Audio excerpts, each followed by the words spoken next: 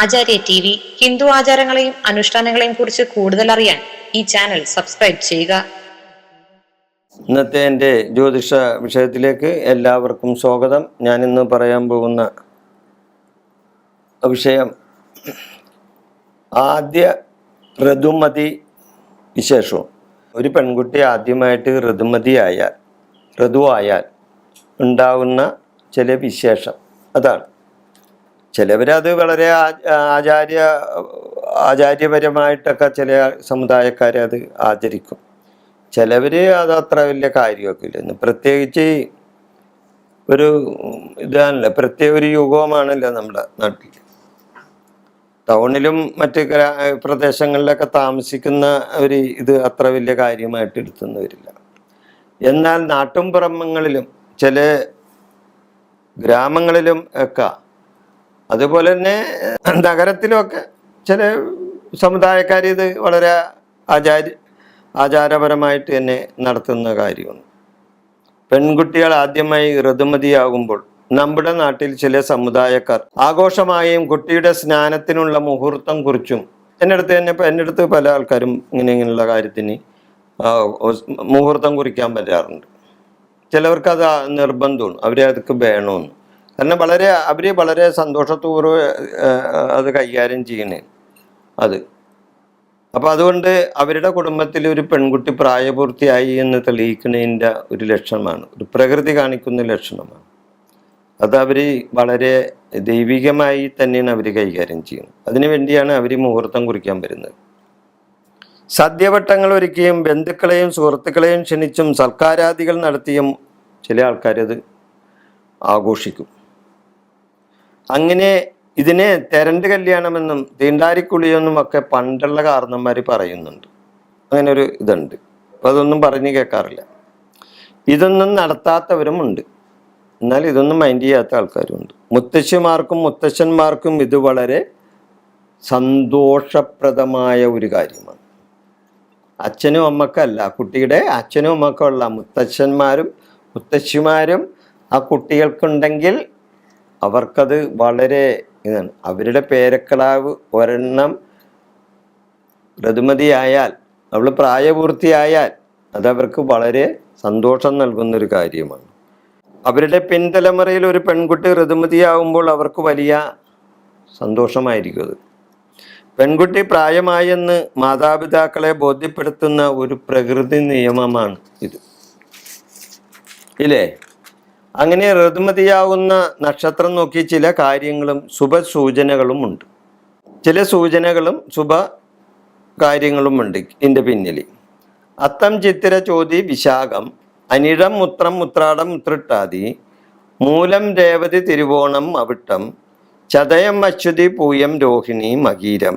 ഈ നക്ഷത്രങ്ങൾ ഋതുവായാൽ ഏറ്റവും ശുഭകരമാണ്. എന്തൊക്കെയാണ് ആ നക്ഷത്രങ്ങൾ? അത്തം ചിത്തിര ചോതി വിശാഖം, അനിഴം ഉത്രം ഉത്രാടം ഉത്രട്ടാതി, മൂലം രേവതി തിരുവോണം അവിട്ടം, ചതയം അശ്വതി പൂയം രോഹിണി മകീരം. ഈ നക്ഷത്രങ്ങളിൽ ഋതുവായ ഏറ്റവും ശുഭകരമാണ്. ഈ 17 നക്ഷത്രങ്ങളും ഉത്തമമാണ് ഈ കാര്യത്തിന്. ബാക്കി 10 നക്ഷത്രം ചീത്തയാണ് എന്നല്ല, എന്നാൽ മേൽപ്പറഞ്ഞ 17 നക്ഷത്രങ്ങൾ ശ്രേയസ്കരമാണ് എന്നാണ് സൂചിപ്പിക്കുന്നത്. പ്രഭാതത്തിൽ വളരെ ശോഭനമാണ്. പ്രഭാതത്തിലാണ് ഇത് സംഭവിക്കുന്നതെങ്കിൽ അത് വളരെ ശോഭനമായിരിക്കും. ഉച്ചക്കാണെങ്കിൽ ധനധാന്യ സമൃദ്ധി ഉണ്ടാവും. ഉച്ചക്കാണെങ്കിൽ ധനധാന്യ സമൃദ്ധി ഉണ്ടാവും. ഉച്ചയ്ക്ക് ശേഷമുള്ള അത്ര ശുഭമല്ല. വൈകുന്നേരം അത് ആണെങ്കിൽ സാധുശീലമായിരിക്കും. രാത്രിയിലും അതിനുശേഷം ചില ദോഷങ്ങൾ വന്നു ചേരാൻ ഇടയുണ്ട്. അതുകൂടാതെ ഞായറാഴ്ച ആണ് വരുന്നെങ്കിൽ, ആഴ്ച വെച്ച് നോക്കിയാൽ ഞായറാഴ്ചയാണ് ആവുന്നതെങ്കിൽ വ്യാധിയും വൈദവ്യവും ആ കുട്ടിക്ക് വരും എന്നാണ് പറയുന്നത്. വ്യാധിയും വൈദവ്യവും. തിങ്കളാഴ്ചയാണെങ്കിൽ ഭർത്താവിനോട് വളരെ സ്നേഹവതിയായിരിക്കും, ഭയഭക്തി ഉണ്ടായിരിക്കും.